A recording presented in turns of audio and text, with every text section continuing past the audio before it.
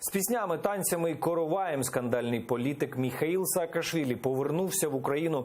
Його літак з Варшави приземлився в аеропорту Бориспіль. А сьогодні ввечері напередодні президент Володимир Зеленський повернув колишньому президенту Грузії українське громадянство.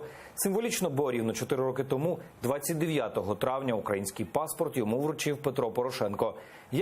Яке воно життя у вигнанні і з якими планами повернувся політик на українську землю, він розказав відразу по прильоту.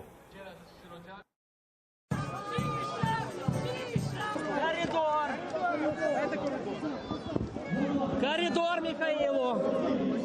А сейчас я хочу вместе с вами сделать прорыв для Украины, чтобы в Украине политика была другой. Чтобы... Знаете, дайте мне оглянуться вокруг. Я сам никуда не пойду, ни на какие выборы. Но, конечно, я буду способствовать и всячески помогать полному обновлению политического класса в Украине, полностью избавлению от барыг, подбарыжников и людей, которые грабили Украину. Конечно, я буду все делать для того, чтобы пришло много новых людей.